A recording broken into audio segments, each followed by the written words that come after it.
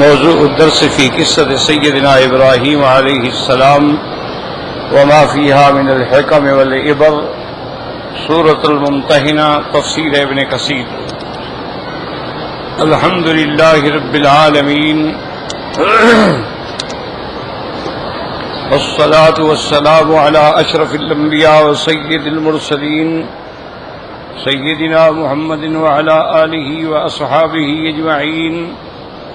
اللهم صل على سيدنا محمد وعلى آل سيدنا محمد كما صليت على إبراهيم وعلى آل إبراهيم في العالمين إنك حميد مجيد.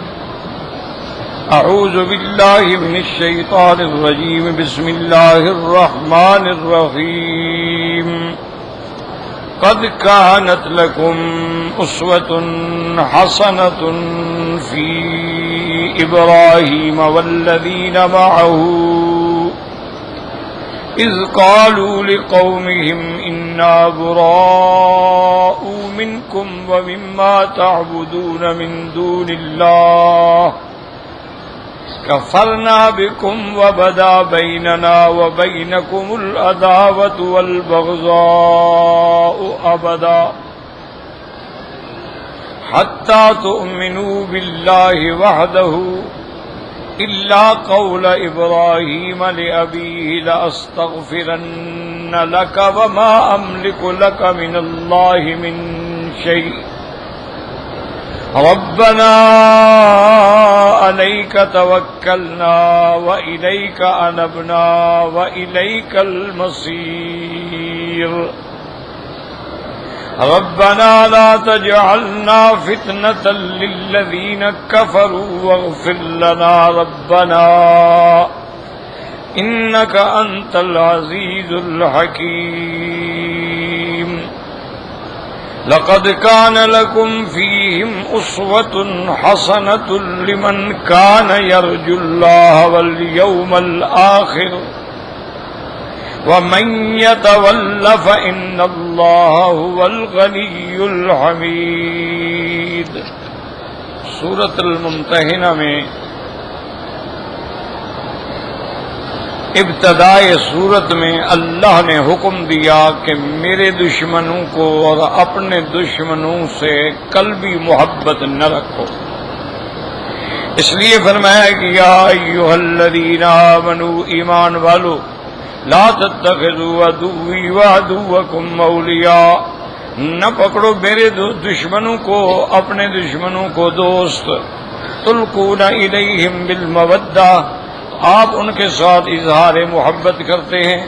وقد کفروا بما جاءکم من الحق انہوں نے کفر کیا جو اللہ تبارک و تعالی نے آپ کے پاس بھیجا.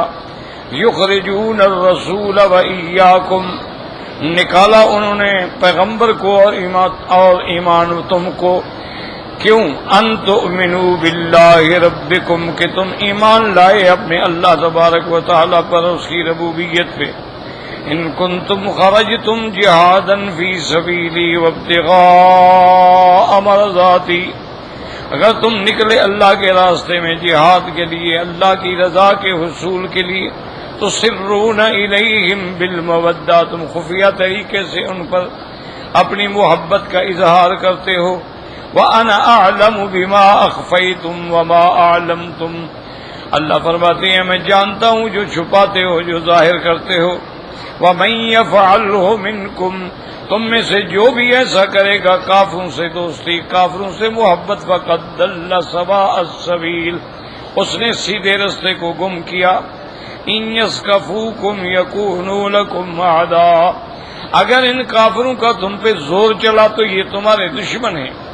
یبسطوا الیکم ایدیہم والسنتہم بالسوء یہ ہاتھوں سے بھی اور زبان سے بھی یعنی عملاً بھی اور قولاً بھی تمہارے ساتھ برائی کریں گے.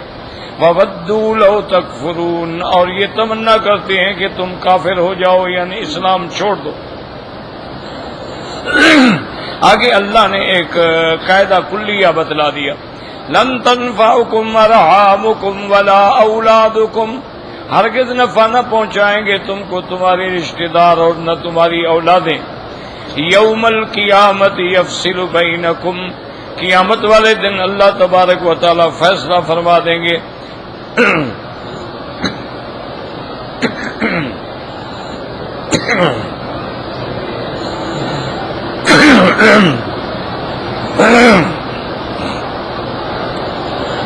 واللہ بما تعملون بصیر، اور اللہ تبارک و تعالی دیکھنے والے ہیں جو تم کرتے ہو۔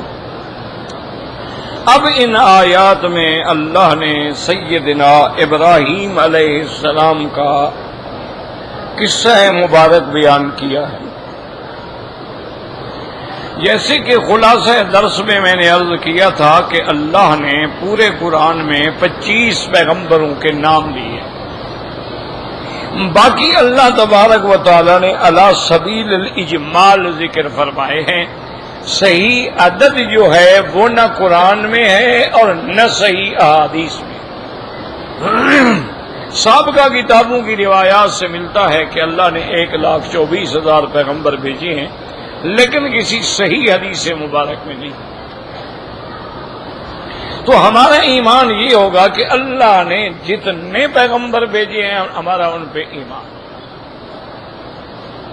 اسی لیے اللہ نے قرآن میں وضاحت کر دی کہ آمن باللہ ورسولہ، آمن الرسول بما انزل الیہ من ربہ والمؤمنون کل آمن باللہ وملائکتہ وکتبہ ورسلہ، تمام رسولوں پہ ہمارا ایمان۔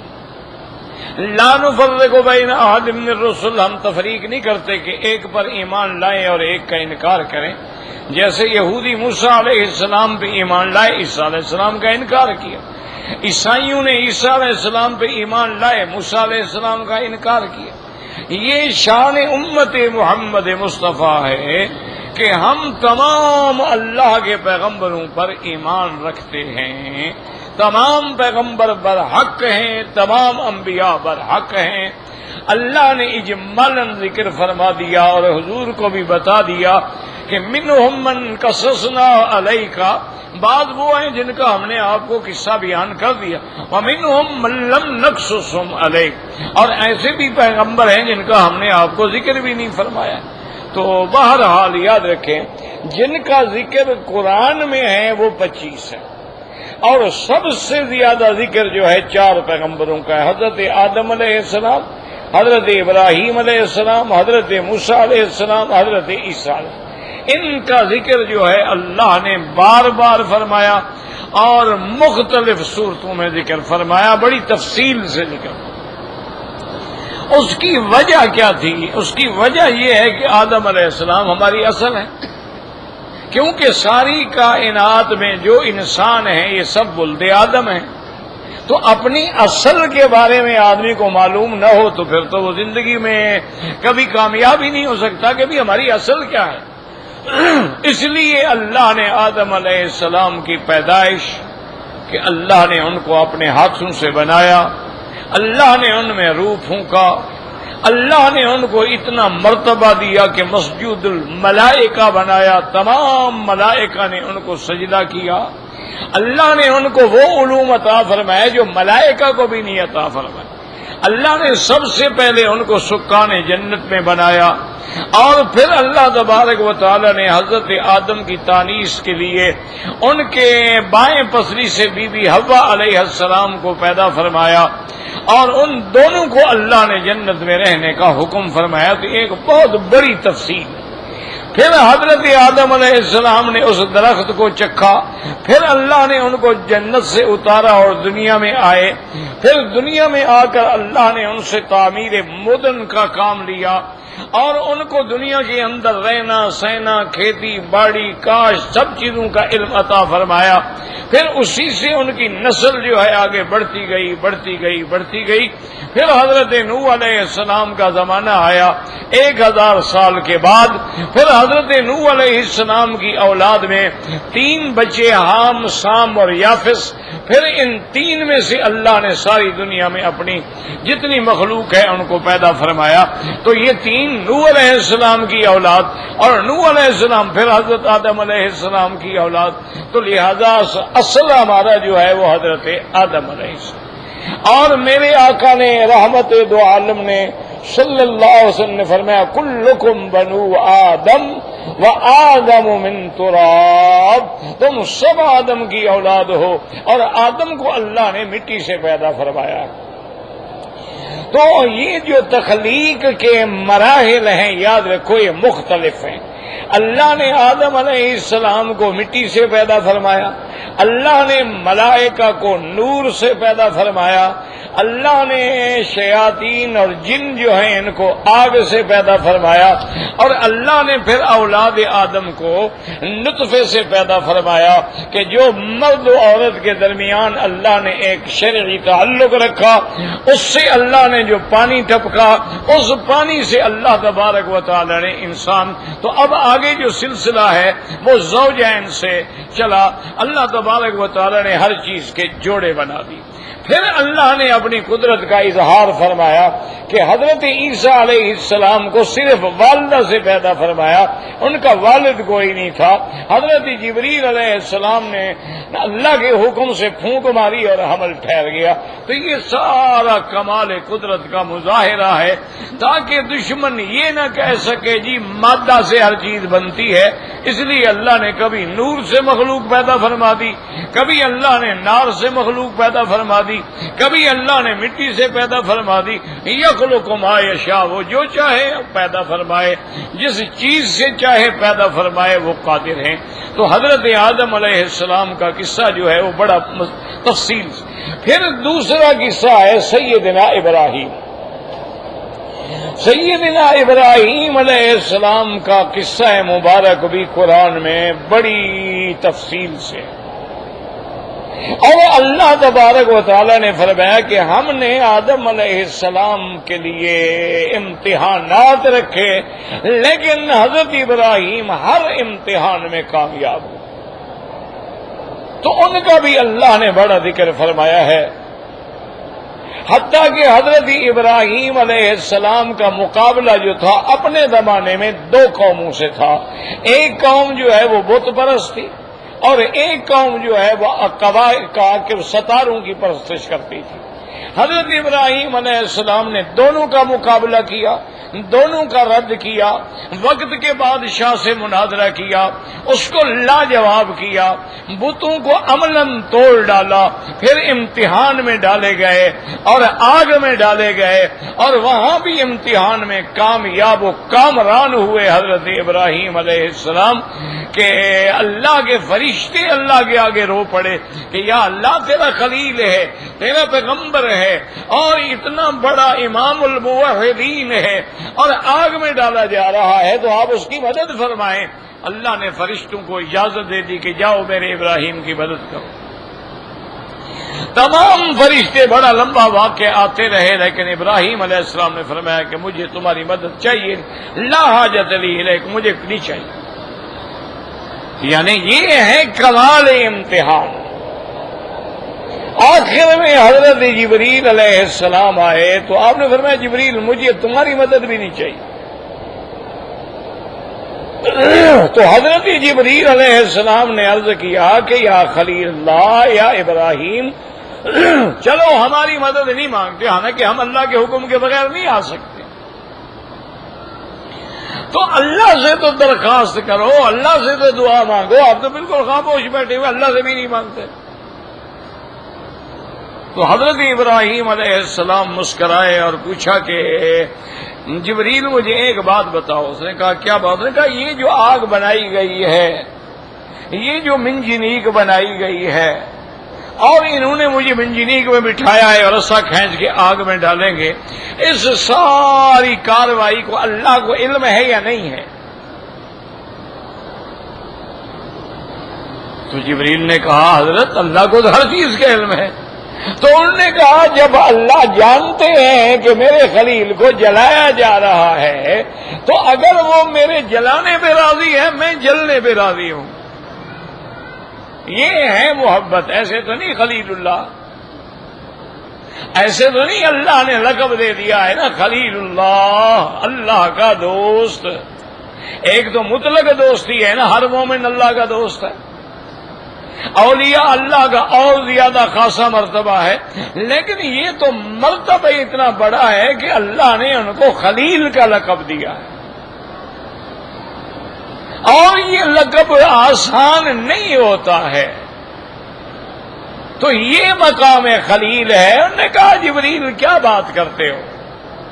جب اس سارے نظام کا میرے اللہ کو پتا ہے، اللہ دیکھ رہے ہیں، اللہ کے سامنے ہر چیز ہو رہی ہے، تو اللہ اس کا معنی ہے کہ اللہ مجھے جلانا چاہتی ہیں، جلانا چاہتے ہیں، میں جلنے کے لیے تیار ہوں۔ اب اللہ تبارک و تعالی نے بھی پھر فرشتوں کو حکم نہیں دیا، براہ راست حکم کیا، قلنا یا نار کونی بردن وسلاما علی ابراہیم۔ اللہ نے بھی پھر براہ راست حکم دیا کہ آگ خبردار، تیرے اندر میرا خلیل آ رہا ہے، ٹھنڈی ہو جا، اور اتنا ٹھنڈی بھی نہ ہونا کہ اس کو سردی لگے، سلامتی کے ساتھ۔ سیدنا ابراہیم خلیل علیہ السلام جب ڈالے گئے آگ میں تو جنت کے لباس آ گئے، جنت کے کھانے آ گئے، سب آپ بیٹھ کے لذتیں اٹھا رہے ہیں۔ حضرت ابراہیم علیہ السلام نے پوچھا گیا کہ آپ کے سب سے زندگی میں بہتر دن کون تھے؟ فرمایا جب میں آگ میں ڈالا گیا وہ سب سے اچھے دن۔ کیسے اچھے نہ ہوں؟ کھانا جنت کا آ رہا ہو، لباس جنت سے ہو، دشمن ذلیل و خوار ہو گیا کہ آگ بھی جلائی اور ابراہیم بھی نہ جلا۔ تو حضرت خلیل اللہ کا اتنا بڑا مقام ہے کہ اس کعبے کا بانی جو ہے سب سے پہلے تو ملائکہ نے بنایا، اس کے بعد پھر حضرت آدم علیہ السلام کے زمانے میں کعبہ بنایا گیا، پھر حضرت شیس علیہ السلام کے زمانے میں کعبہ بنایا گیا۔ لیکن جس بنا کا اللہ نے قرآن میں ذکر کیا ہے وہ صرف حضرت ابراہیم، وَإِذْ يَرْفَعُ إِبْرَاهِيمُ الْقَوَاعِدَ مِنَ الْبَيْتِ وَإِسْمَاعِيلُ، یعنی معمار بھی خلیل اللہ ہے اور مزدور حضرت اسماعیل ذبیح اللہ ہے۔ تو اللہ کا کعبہ بنایا گیا۔ اسی لیے حضور فرماتے ہیں کہ لیلۃ المعراج میں جب مجھے معراج ہوا تو 7ویں آسمان پہ جو بیت المعمور فرشتوں کا کعبہ ہے، میں نے دیکھا کہ ایک آدمی کعبے سے پشت لگا کے بیٹھے ہیں اور آگے کچھ لوگ ہیں جو ان کو پڑھا رہے ہیں، اور حضور نے فرمایا کہ ان کی داڑھی مبارک سینے تک ہے، ان کا چہرہ مبارک چاند کی طرح ہے۔ آپ نے فرمایا بھی میں ان کے حسن و جمال کا صحابہ سے فرمایا آپ کو کیا سمجھاؤں؟ یوں سمجھاؤ کہ میری شکل ان سے ملتی۔ اب حضور نے فرمایا جبریل من ھذا، یہ کون بندہ ہے اتنا جمال؟ انہوں نے کہا یا رسول اللہ ھذا ابوک ابراہیم، آپ کا ابا ہے ابراہیم، چلے سلام کریں۔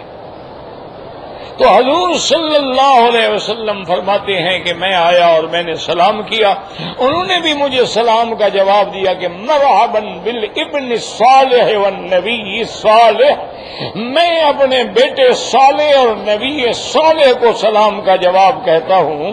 تو علماء نے لکھا کہ چونکہ بنائے کعبہ ابراہیم پہ ہے تو اللہ نے وہاں آسمانوں کے کعبے میں بھی ابراہیم کو ساتھ بٹھایا ہے کہ میرے کعبے کا جو تو معمار ہے یہاں بھی تو اس کا معمار ہے اور اوپر بھی تو اس کے آباد کرنے والا ہے۔ تو حضرت ابراہیم الخلیل علیہ السلام کو اللہ نے اتنا دیا نا جی کہ آپ نے دعا مانگی تھی اللہ واجعل لی لسان صدق فی الآخرین، اللہ میرے ذکر کو قیامت تک زندہ رکھنا۔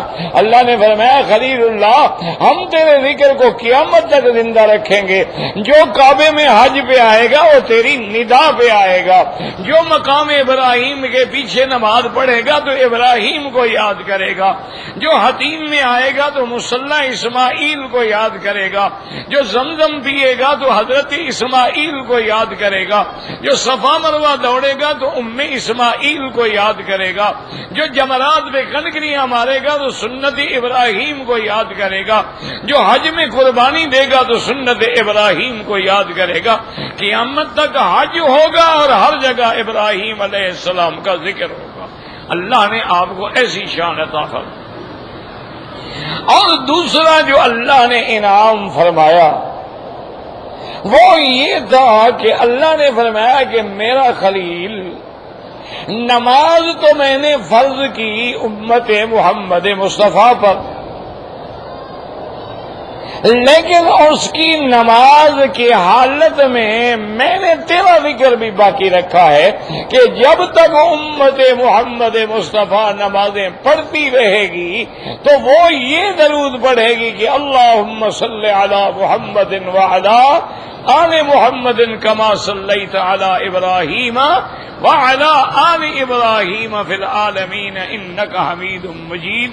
تو تیرا نام جو ہے وہ قیامت تک امت محمد مصطفیٰ کی نمازوں میں ہوگا، وہ فرض پڑھیں، وہ واجب پڑھیں، وہ سنت پڑھیں، وہ وتر پڑھیں، وہ اشراق پڑھیں، وہ تہجد پڑھیں، ہر جگہ درود میں تیرا نام بھی میرے مدنی محمد مصطفیٰ کے نام کے ساتھ ہوگا علیہ الصلاۃ والتسلیم۔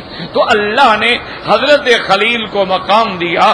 تو اب اللہ تبارک و تعالیٰ فرماتے ہیں کہ اے ایمان والو، تم تو ملت ابراہیمی پہ ہو، تم تو دین ابراہیم کے وارث ہو، تمہارا پاک پیغمبر جو ہے ولد اسماعیل میں سے ہے، اور تمہارا کعبہ ابراہیمی ہے، تمہارا حج ابراہیمی ہے، تمہارے مناسک حج مناسک ابراہیمی ہے۔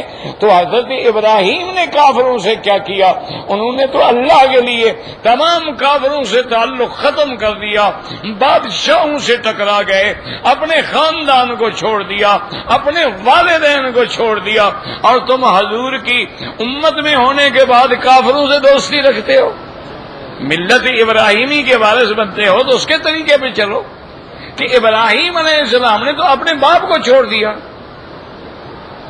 کہ پہلے ان کو نصیحت کی، سمجھایا، جب آپ کے باپ نے کچھ نہیں مانا تو کہا سلام علیک، اچھا ابا جان اب میرا آپ کا گزارا نہیں ہو سکتا، آپ بت فروش ہیں اور میں بت شکن ہوں، کیسے ہم ایک جگہ رہ سکتے؟ لَأَسْتَغْفِرَنَّ لَكَ، میں آپ کے لیے بخشش مانگا کروں۔ یہاں بھی اللہ نے فرما دیا کہ اس بات پہ نہ جانا کہ ابراہیم نے بھی تو کافروں کے لیے بخشش مانگی، تو وہ کافروں کے لیے بخشش یہ تھی کہ وہ زندہ تھے اور ان کے لیے دعائے ہدایت اسلام تھی۔ آج بھی اگر کوئی مسلمان کسی کافر کے اسلام کے لیے دعا کرے تو وہ جائز ہے کہ یا اللہ ان کو اسلام نصیب فرما، یا اللہ کافروں کو اسلام نصیب فرما، ان کو ہدایت عطا فرما۔ لا حول ولا قوت الا باللہ، انا للہ و انا، بزرگ آدمی ہیں کیا کہے، استغفر اللہ استغفر اللہ، لا حول ولا قوت الا باللہ العلی العظیم۔ تو حضرت ابراہیم علیہ السلام نے اس وقت تک دعا مانگی جب تک امید تھی کہ آزر مسلمان ہو جائے گا، لیکن جب آزر کی کفر پہ موت ہو گئی تو اللہ نے حکم دے دیا ختم۔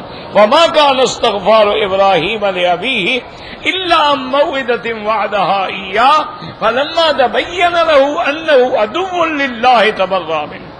جب بات کا فیصلہ ہو گیا کہ اللہ کا دشمن ہے تو حضرت ابراہیم جو ہے اس سے بری ہو۔ اور اسی طرح یاد رکھیں کہ بعض لوگ جو ہیں یہ کہہ دیتے ہیں کہ آزر ابراہیم علیہ السلام کا باپ نہیں تھا، تو یہ بات جو ہے بالکل غلط ہے۔ اصل میں وہ یہ کہتے ہیں، یہ سمجھنا چاہتے ہیں کہ جی پیغمبر کا باپ ہے ہم کیسے کہیں کافر ہے، خلیل اللہ کا باپ ہے اور ہم کیسے کہیں کافر۔ یہ اللہ کا نظام ہے۔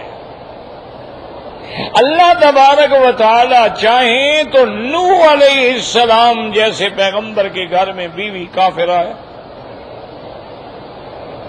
اللہ تبارک و تعالی چاہیں تو فرعون جیسے کتے کافر کے گھر میں بیوی مسلمان ہے۔ یہ اللہ کا نظام ہے۔ وہ کہہ دیتے ہیں جی نہیں وہ ان کے چاچا تھے، یہ بالکل غلط بات ہے کہ بلا وجہ قرآن کے حقیقی معنی کو چھوڑ کے مجاز لیا جائے، اس کی ضرورت ہی کوئی نہیں۔ جب بار بار کہہ رہے ہیں یا ابتی یا ابتی یا ابتی، ایک ایک آیت نہیں ہے، کئی آیتوں میں ابراہیم علیہ السلام نے فرمایا کہ اے میرے ابا، اے میرے ابا۔ اسی طرح قرآن کہتے ہیں وَإِذْ قَالَ إِبْرَاهِيمُ لِأَبِيهِ وَمَا كَانَ اسْتِغْفَارُ إِبْرَاهِيمَ لِأَبِيهِ وَاغْفِرْ لِأَبِي إِنَّهُ كَانَ مِنَ الضَّالِّينَ۔ تو اتنی جگہ پر لفظ اب آیا ہے، مجازی معنی لینے کا کیا مطلب کہ ہم کہیں نہیں جی وہ چاچا ہے؟ تو بہرحال وہ ان کے والد تھے اور وہ مسلمان نہ ہوئے، کفر پہ جمے رہے، بت پرستی پہ جمے رہے، اسی میں موت آئی تو حضرت ابراہیم ان سے بری ہو گئے، انہوں نے کہا میرا اب سے کوئی تعلق۔ اسی طرح حضرت ابراہیم علیہ السلام کو ہجرت کا امتحان دینا پڑا، اسی طرح حضرت ابراہیم علیہ السلام کو اپنی اولاد چھوڑنے کا امتحان دینا پڑا، اسی طرح حضرت اسماعیل علیہ السلام کو علیحدہ دودھ پیتے حالت میں سرزمین حرم کی اس وادی غیر عزیز زرع میں چھوڑنے کا حکم ملا، ابراہیم علیہ السلام نے چھوڑ دیا۔ اور دوسری وجہ یاد رکھیں کہ ابراہیم علیہ السلام کا قصہ اس لیے بار بار آیا ہے کہ مکے والے کہتے تھے کہ ہم بھی دین ابراہیمی پہ ہیں، وہ کہتے تھے بھی ہم تو کعبے کے مجاور ہیں، ہم زمزم پلاتے ہیں، طواف کرتے ہیں، ہم احرام باندھتے ہیں، ہم مینا مزدلفہ جاتے ہیں، عرفات جاتے ہیں، ہم لبیک پڑھتے ہیں، تو ہم تو ابراہیم کے دین پہ ہیں۔ یہودی بھی دعویٰ کرتے تھے کہ ہم ملت ابراہیم پہ ہیں، اور نصارہ بھی دعویٰ کرتے تھے کہ ہم ملت ابراہیم پہ ہیں۔ تو اللہ نے باقاعدہ وضاحت فرما دی کہ ما کان ابراہیم یہودیا ولا نصرانیا، ابراہیم علیہ السلام نہ تو دین یہودیت پہ تھے نہ نصارہ پہ، ولکن کان حنیفا مسلما، وہ تو خالص سب کو چھوڑ کے اللہ کے ماننے والے تھے، وما کان من المشرکین، اور نہ وہ شرک کرنے والوں میں تھے۔ تو اس لیے اللہ نے اس واقعے کے بعد حضرت حاتب ابن ابی بلتا جنہوں نے غلطی کر کے کافروں کو خط لکھا تھا ان کی بھی تنبیہ ہو گئی، اور اندھا ایمان والوں کی بھی تنبیہ ہو گئی کہ اگر تم نے چلنا ہے تو پھر ابراہیم کے راستے پہ چلو، کہ کیسے ابراہیم علیہ السلام نے کفار سے ناطا توڑا۔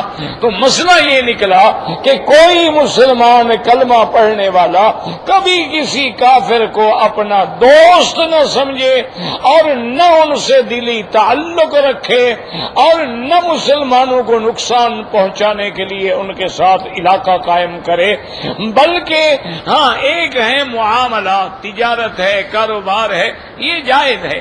منع جو ہے وہ قلبی مودت ہے کہ دلی محبت نہ ہو، دل کے اندر کفر سے نفرت ہو، کفار سے نفرت ہو، ان کے دین سے نفرت ہو، ان کے طریقے سے نفرت ہو، حتیٰ کہ اللہ نے حکم دیا میرے مدنی کھلا اعلان کرے برات کا کہ لکم دینکم ولی دین، تمہیں تمہارا طریقہ مبارک ہے اور مجھے میرا طریقہ مبارک ہے۔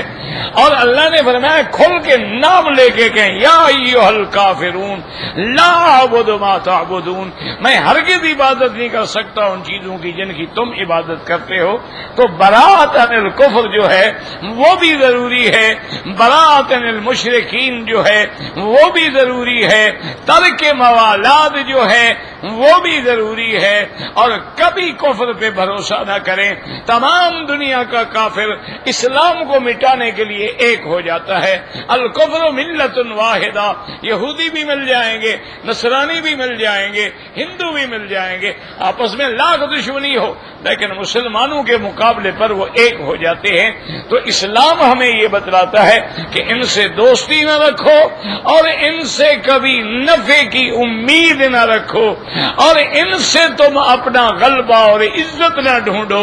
تمہارا غلبہ، تمہاری مدد، تمہاری نصرت اللہ تبارک و تعالیٰ کے پاس ہے، وَمَن نَّصْرُ إِلَّا مِنْ عِندِ اللَّهِ، اور مدد نہیں مگر اللہ کی طرف سے آئے گی۔ تو اس لیے فرمایا قَدْ كَانَتْ لَكُمْ أُسْوَةٌ حَسَنَةٌ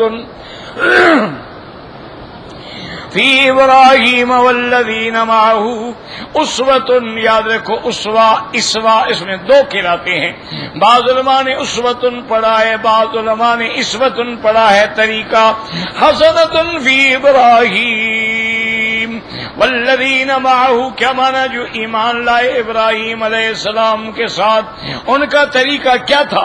اذ قالوا لقومہم، جب انہوں نے اپنی قوم سے کہا انا براء منکم، ہم تم سے بھی بری اور تمہارے ان آلہہ باطلہ سے بری، ومما تعبدون من دون اللہ کفرنا بکم، ہم نے تمہارا دین کا انکار کیا ہے، وَبَدَا بَيْنَنَا وَبَيْنَكُمُ الْعَدَاوَةُ وَالْبَغْضَاءُ، اور ظاہر ہو گیا ہمارے تمہارے درمیان میں دشمنی اور بغض ہمیشہ کے لیے۔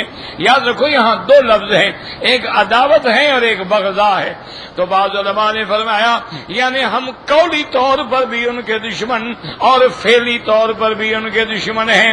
العداوۃ والبغضاء ابدا حتی تؤمنوا باللہ، حتی تؤمنوا باللہ وحدہ، ہاں ایک طریقہ ہے اگر وہ مومن بن جائیں، ایمان لے آئیں، اللہ کی وحدانیت کا اقرار کر لیں تو پھر ہمارے بھائی ہیں۔ ہاں یہ نہ سوچنا کہ ابراہیم نے ایسا کیوں کیا تھا، وہ تو ایک خاص مسئلہ تھا۔ الا قول ابراہیم لابیہ لاستغفرن لک، میں تیرے لیے اللہ سے بخشش مانگوں گا، وما املک لک من اللہ من شیء، لیکن میرے ہاتھ میں کچھ نہیں ہے، اللہ چاہے تو بخش دے، نہ چاہے تو ان کی مرضی ہے۔ جب اللہ کے خلیل کے ہاتھ میں کچھ نہیں ہے تو کسی دنیا کے پیر کے ہاتھ میں کیا ہو سکتا ہے؟ ہر آدمی اللہ کا محتاج ہے، مالک الملک اللہ کی ذات ہے، مقلب القلوب اللہ کی ذات ہے، وہ دلوں کو پھیرنے والا ہے، ہدایت پہ پھیر دے یا گمراہی کی طرف ڈال دے۔ ربنا علیک توکلنا، اے ہمارے رب ہم نے آپ پہ بھروسہ کیا، وَإِلَيْكَ أَنَبْنَا، اور آپ ہی کی طرف ہم لوٹتے ہیں، وَإِلَيْكَ الْمَصِيرُ، اور آپ ہی کی طرف ہمارا مرجع ہے، ہم ہر حال میں آپ کی طرف ہیں، اپنے تمام معاملات آپ کے سپرد۔ ربنا لا تجعلنا فتنة للذین کفروا، یا اللہ ہمیں ایسی آزمائش میں نہ ڈال دینا کافر کہ کافر ہم پہ غالب آ جائیں، ہم ذلیل ہو جائیں، کافر مسلط ہو جائیں، یا اللہ ہمیں ایسے امتحان میں نہ ڈالنا۔ واغفر لنا ربنا، اے رب ہمارے بخشش فرما، انک انت العزیز الحکیم، آپ غالب بھی ہیں، آپ حکمت والے بھی ہیں۔ لقد کان لکم فیہم اسوۃ حسنۃ لمن کان یرجو اللہ والیوم الآخر، اللہ نے فرمایا تمہارے لیے وہ بہتر طریقہ ہے ان لوگوں کا جو اللہ پر قیامت پہ یقین رکھتے ہیں، وَمَن يَتَوَلَّ، اور جو اللہ کے ان احکامات سے پھر گیا، فَإِنَّ اللَّهَ هُوَ الْغَنِيُّ الْحَمِيدُ، اللہ تو غنی ہے اور تمام محامد کا حقدار ہے، اللہ کو کیا ضرورت ہے؟ اگر ہم ایمان لائیں گے ہمارا نفع ہوگا اور اگر ہم کفر کریں گے تو ہمارا نقصان ہوگا۔ اللہ تبارک و تعالی تمام مسلمانوں کو صحیح معنوں میں سیدنا محمد مصطفیٰ حبیب اللہ اور سیدنا ابراہیم خلیل اللہ کے راستے پہ چلائے۔ واللہ عالم۔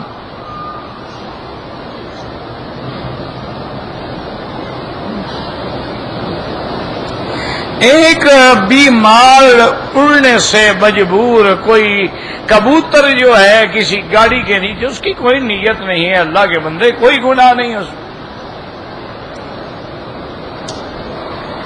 بچہ پیدا ہونے کے بعد سنت یہ ہے کہ 7ویں دن اس کا عقیقہ کیا جائے۔ اگر لڑکا ہے تو 2 بکرے یا 2 دمبے، اور لڑکی ہے تو 1، اور وہ جانور ذبح کر کے اس کو چاہے گوشت تقسیم کر دیں، چاہے اس کو بریانی بنا لیں، پلاؤ بنا لیں، لوگوں کو کھلا دیں، جو مرضی آئے جائز۔ اور یہ جو جاہلوں نے عقیدے بنا رکھے ہیں کہ بچے کا عقیقہ ہو تو جانور کی ہڈی نہیں توڑنی، کیوں؟ نے کہا بچے کی ہڈی ٹوٹ جائے گی، تو پھر جانور کو ذبح بھی نہ کرو نا، بچہ ذبح ہو جائے گا۔ یہ جاہلوں کے عقیدے ہیں۔ اللہ تبارک و تعالی ان عقائد سے پناہ دے۔ 7ویں دن عقیقہ ہوتا ہے یا 14ویں دن تک ہو سکتا ہے، اگر نہ ہو سنت ہے، ہوگا تو ثواب ہے، نہیں ہوگا تو کوئی مسئلہ نہیں۔ ان کو مجھے تو آج تک اپنی برادری جو ہے نا، میرے بھائی بیٹھے ہیں، مجھے سمجھ نہیں آئے آج تک۔ ان کو عقیقہ نہ ہو نا جی، بچہ بڑا ہو گیا تو پوچھیں گے جی میں نے بچے کا عقیقہ نہیں کیا تھا، اب کیا کروں؟ یعنی عقیقے کی سنت کا اتنا فکر ہے اور حضور کی داڑھی مبارک والی سنت کا کوئی حیا نہیں۔ یہ پتہ نہیں کیسی قوم ہے بھائی، عقیقہ ہے، ہو گیا، نہیں ہوا۔ اچھا، عقیقے کی سنت مبارک ایسی ہے، بکرا لیا، ذبح کیا، تقسیم کیا، ختم، ادا ہو گئی۔ داڑھی مبارک تو ساری زندگی حضور کے چہرے پہ رہی، وہ تو سنت 1 منٹ کے لیے بھی جدا نہیں ہوئی، اس کا کوئی فکر نہیں۔ ساری نماز پڑھیں گے، ابھی امام کہے گا السلام علیکم السلام علیکم، یہ دونوں سلام پھیر کے فارغ بھی ہو جائے، ساری نماز برباد ہو گئی۔ اس نماز پڑھنے کا کیا فائدہ؟ امام کے ساتھ نماز پڑھتے ہو، تمہیں پتا ہے کہ بھی کتنی دیر رکوع ہوتا ہے، رکوع کے بعد کتنی دیر کھڑے ہوتے ہیں، پھر کتنی دیر سجدے میں ہیں، پھر اٹھ کے سجدے میں بیٹھنے میں کتنا وقت لگا، روز 5 دفعہ سیکھتے ہو، لیکن جب اپنی نماز پڑھیں گے تو اللہ اکبر اللہ اکبر اللہ اکبر۔ یہ قوم مجھے تو آج تک سمجھ نہیں آئی۔ اللہ کے حرم میں آ کے ٹکریں مارنا، وہ تو نماز ہوتی ہی نہیں۔ حضور نے فرمایا ارجع فصلی، ایک صحابی نے جلدی نماز پڑھی، آپ نے انہیں لوٹو پھر نماز پڑھو، فإنک لم تصلی، جو تم نے پڑھا ہے نا وہ نماز نہیں ہوئی۔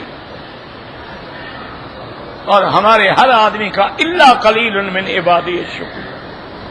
اچھا، صف میں کھڑے ہیں، اس کے سامنے جگہ خالی ہے، کھڑا ہے، دھکا یعنی آ کے کوئی دھکا لگا ہے نا، ستون گر جائے گا، حاجی نہیں گرے گا۔ حالانکہ حکم ہے کہ اس خالی جگہ کا گناہ تیرے سر پہ ہے، اس کو پورا کرو، ایک قدم آگے چلے جاؤ، تمہارے پیچھے والا تمہاری جگہ پہ آئے۔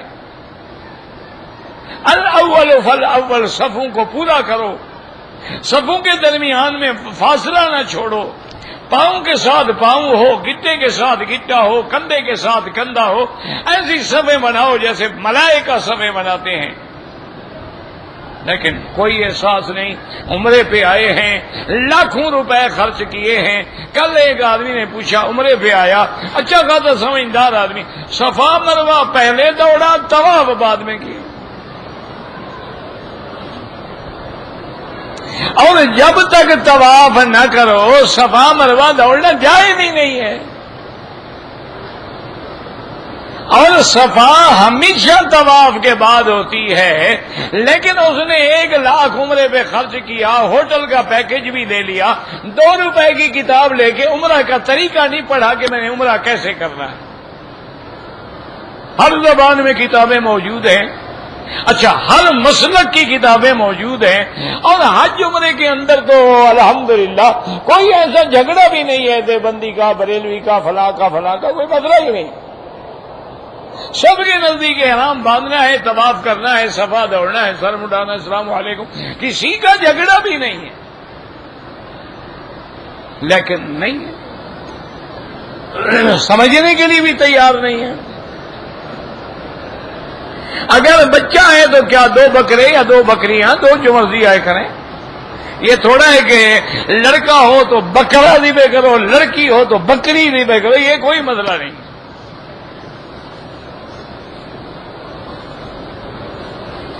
میرا بھائی اب اس جھگڑے کو کبھی تم چھوڑو گے بھی کہ جی یہاں کے لوگ حضور کو قبر میں زندہ نہیں مانتے، یعنی کیا حل کیا ہے، تمہیں اس مسئلے سے کیا تعلق ہے؟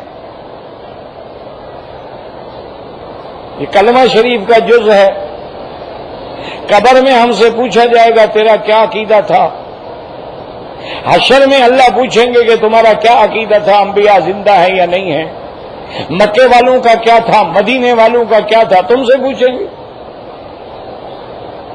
کوئی خدا کا خوف کرو۔ اور پھر یہ مسئلہ اتنا متفق علیہ ہے کہ انبیاء کی حیات عالم برزخ میں دنیا کا کوئی مسلمان منکر ہی نہیں ماں سوا ایک فرقہ کرامیہ کے، ایک فرقہ کرامیہ معتزلہ کا فرقہ ہے، باطل فرقہ ہے، صرف وہ منکر ہے، باقی تو ہر مسلمان قائل ہے، حنفی شافعی مالکی حنبلی سب قائل ہے، مکے والے بھی قائل، مدینے والے بھی قائل، کتابوں میں وضاحت کے ساتھ حدیثیں نقل فرمائی ہیں۔ لیکن مسئلہ یہ ہے کہ ان مسائل میں کیوں پڑھتے ہو؟ تم نے زندہ انبیاء کی زندگی پہ زور دینا ہے، منکروں نے ان کی زندہ نہ ہونے پہ زور دینا ہے۔ اگر دونوں حد سے نکل گئے تو ایمان تو کیا۔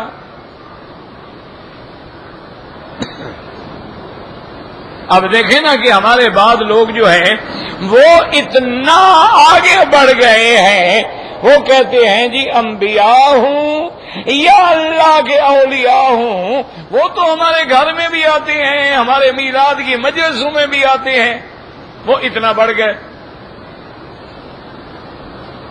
اور جو منکر ہیں وہ کہتے ہیں کمال کی بات ہے یار، انبیاء مر گئے، مٹی ہو گیا، بات ختم ہو گئی۔ تو دونوں پٹڑی سے اتر گئے،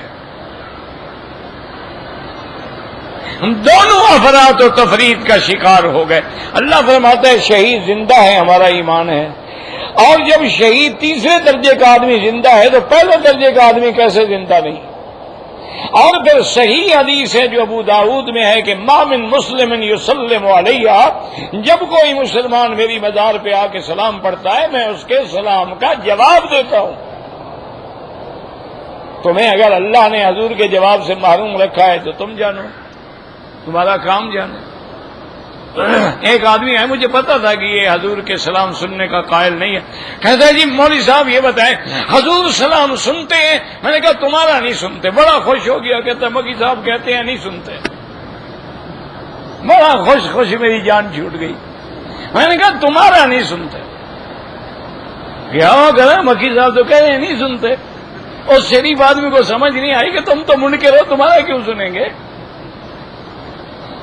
یاد رکھو ہم جو درود پڑھتے ہیں اللہ فرشتوں کے ذریعے پہنچاتے ہیں۔ جب ہم سرکار کے مواجہہ میں کھڑے ہو کے سلام پڑھیں گے تو آپ خود سنتے ہیں۔ اچھا اللہ کے فرشتے پہنچاتے ہیں کس کو؟ جب زندہ ہی نہیں تو پہنچانے کا کیا مطلب؟ کوئی عقل کرو۔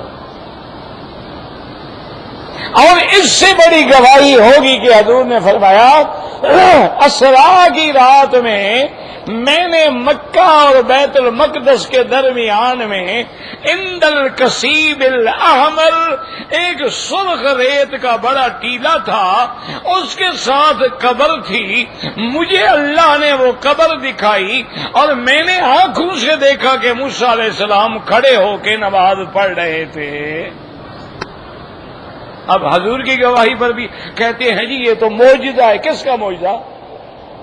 دیکھنے کا معجزہ یا ان کے کھڑے ہو کے نماز پڑھنے کا معجزہ ہے؟ معجزہ کس بات کا؟ ٹھیک ہے حضور کا دیکھنا معجزہ ہے، لیکن موسیٰ علیہ السلام تو کھڑے ہیں نا۔ اور پھر یہ ہے کہ کھڑے ہو کے نماز پڑھ رہے ہیں۔ پھر صحیح حدیث میں حضور نے یہ بھی فرما دیا ان اللہ حرم اجساد الانبیاء علی الارض، اللہ نے زمین پر انبیاء کے جسد کو حرام کر دیا ہے۔ زمین کی طاقت نہیں ہے کہ پیغمبر کے جسے کو چھیڑے۔ کیوں ایسے مسائل میں پڑھتے ہو کہ اپنے ایمان کا بھی خطرہ اور ضد کا بھی خطرہ اب یہ دیکھیں وہ زد آ گئی نا. ایک آدمی کہتا ہے عقیدہ یہ ہے کہ مدینے جانے کا بھی کوئی فائدہ نہیں، صلاۃ والسلام کا بھی کوئی فائدہ نہیں، اسی لیے اللہ نے درود اور سلام نماز میں رکھا ہے، وہ بھی نہ پڑھا کرو، کوئی فائدہ نہیں. جب فائدہ ہی نہیں تو نماز والا بھی چھوڑ دو نا. دعا سیدھی اللہ سے مانگیں بغیر وسیلے کے. بالکل ان کی کتاب موجود ہے، فتاوی ابن تیمیہ دیکھ لیں، ابن رجب حنبلی کی کتابیں دیکھ لیں، حضرت شیخ عبدالعزیز رحمۃ اللہ علیہ، ابن باز کی کتابیں دیکھ لیں، سب میں لکھا ہوا ہے.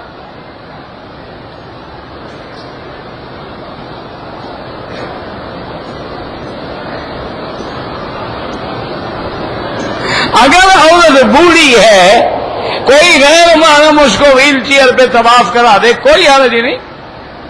بھائی یہ جو منع کیا گیا ہے اس لیے کہ بھائی نوجوان مرد عورت ہے تو فتنہ پیدا نہ ہو، اس لیے اللہ نے پابندی لگائی ہے کہ غیر محرم کے بغیر نہ چلے، پردہ کرے کہ اس کے چہرے پہ نظر نہ پڑے. مرد کو حکم ہے کہ نظریں دبا کے رکھے. وجہ کیا ہے کہ فتنہ نہ ہو. جب وہ بوڑھی ہے، 70-80 سال کی ہے، ماں سے زیادہ عمر کی ہے، اس کی ویل چیئر پکڑ کے اگر مدد کر دی تو کون سا گناہ ہے بھائی؟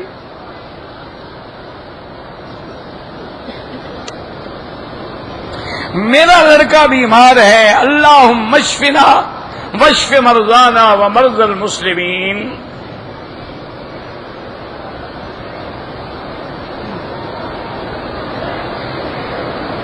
کہتے ہیں جی کہ ملک میں برما میں حافظ قرآن یا فارغ تحصیل علماء کو پگڑی بندھاتے ہیں، ٹھیک ہے کوئی بات نہیں، اعلان ہوتا ہے ابھی الحمدللہ یہ اب عالم بن گیا، اب اس کے سر پہ دستار فضیلت آ گئی.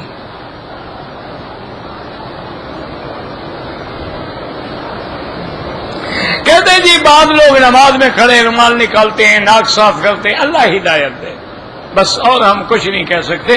نماز میں تو حکم ہے اسکنوا فی الصلاۃ، نماز میں حکم ہے قد افلح المؤمنون الذین هم فی صلاتهم خاشعون.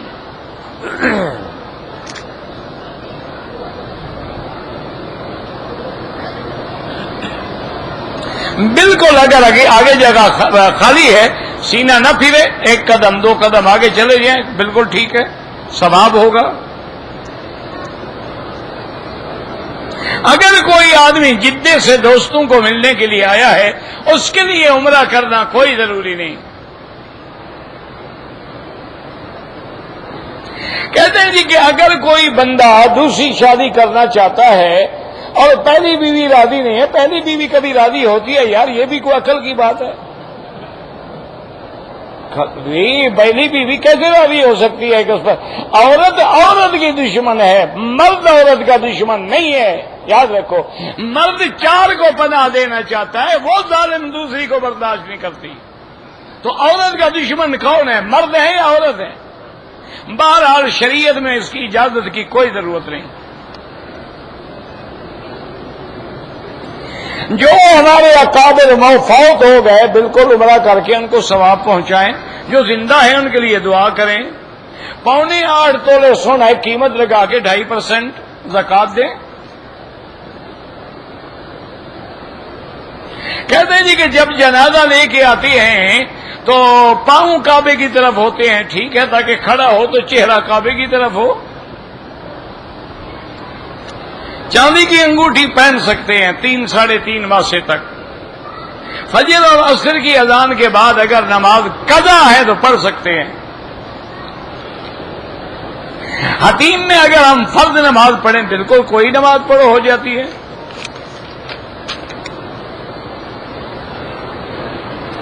اگر دم پڑ جائے تو منڈی میں جا کے پتہ کریں کتنے کا بکری ملتی ہے، مجھے کیا پتا ہے. مسجد الحرام میں اگر مرد اور عورت نماز سب کو برابر 1 لاکھ کا ثواب ملتا ہے.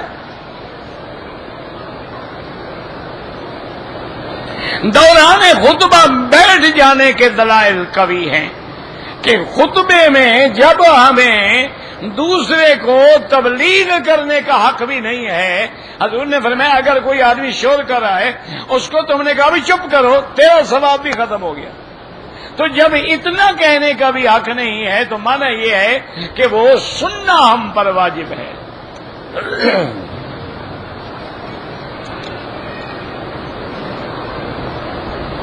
کہتے ہیں جی کہ جو عید میلاد النبی مناتے ہیں وہ کہتے ہیں ہم اپنے اولاد کی بھی تو سالگرہ مناتے ہیں، تو وہ بھی ناجائز ہے، وہ بھی ناجائز ہے. انگریزوں کی رسم ہے، یہ تو نصارہ کی رسم ہے.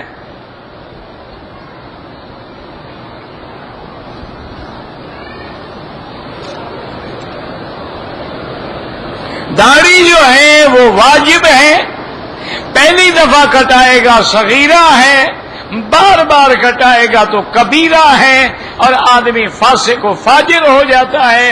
اور داڑھی منڈا امام بھی نہیں بن سکتا، مؤذن بھی نہیں بن سکتا.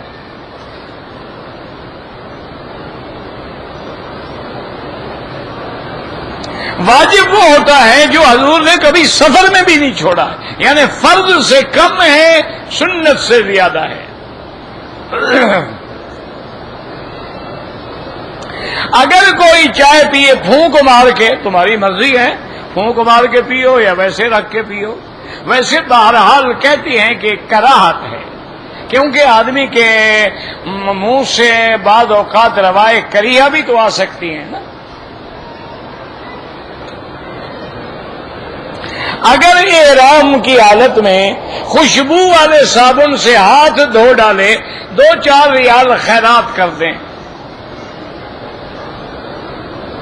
سنی شیعہ کا جنازہ پڑھ سکتا ہے، اگر وہ سیدہ عائشہ کا گستاخ ہے تو کافر ہے، پھر کیسے پڑھ سکتا ہے؟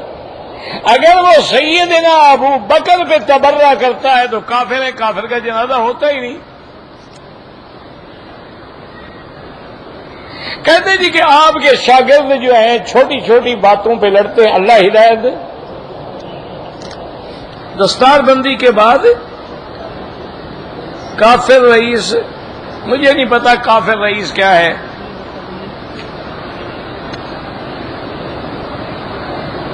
جنہوں نے بندوایا ان سے پوچھو، میں نے بندوایا تھا، ان سے پوچھو جا کے جنہوں نے بندوایا ہے.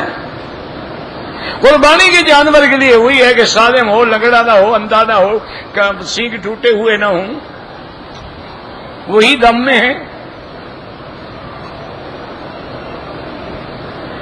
لوگ صفوں کے درمیان سے نکلتے ہیں، نہیں نکلنا چاہیے. مطاف میں جو صفیں ہیں وہ امام کے آگے نہیں ہوتی، عقل کرو. امام جس طرف ہے اس طرف کوئی آگے نہیں ہوتا، ادھر ادھر آگے ہو تو کوئی بات نہیں.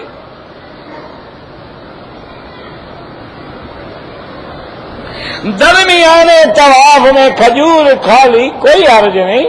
پانی پی لیا، روزہ ہوتا ہے، افطار کا وقت ہو گیا، مجبوری ہے، یہ نہیں کہ وہاں کھانے پینے کے لیے جاؤ. نماز میں جنازے میں 1 سلام بھی جائز ہے اور 2 سلام پھیرنا بھی جائز ہے، کوئی مسئلہ نہیں. اعلیٰ اولا کی باتیں ہیں، یہ لڑائی جھگڑے کے مسئلے نہیں ہیں.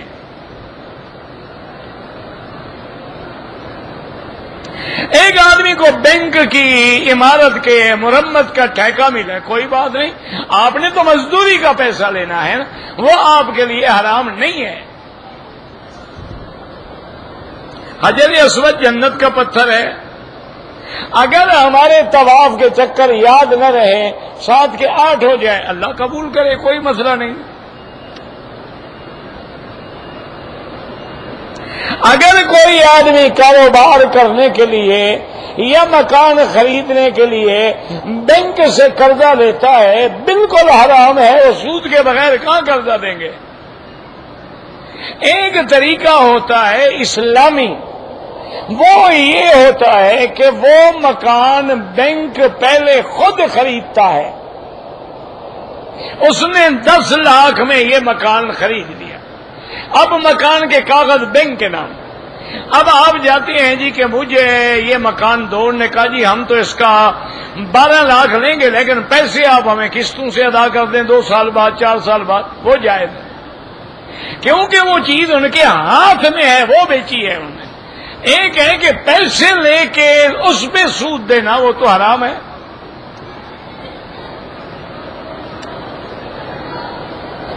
طواف کے دوران نفل نہیں پڑھ سکتے، طواف ختم کرنے کے بعد مقام ابراہیم پہ پڑھیں، حتیم میں پڑھیں، جائز ہے۔ خانہ کعبہ کی تصویر جائز ہے، گھر میں بھی لگا سکتے ہیں، آدمی نہ ہو، جاندار چیز نہ ہو۔ طواف شروع کرنے کی کوئی دعا نہیں، بسم اللہ اللہ اکبر، باقی طواف میں سبحان اللہ والحمدللہ لا الہ الا اللہ واللہ اکبر وللہ الحمد پڑھتے رہیں۔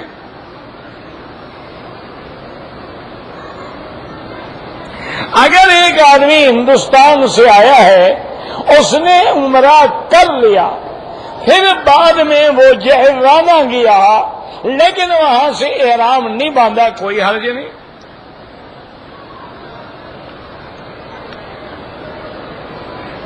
اگر ایک عورت ہے، اس کو سونے چاندی کے زیور نہیں ہیں، غریب لوگ ہیں، آرٹیفیشل لے کے پہن لے، کوئی بات نہیں، کوئی مسئلہ نہیں، غریب ہے تو غریب ہے۔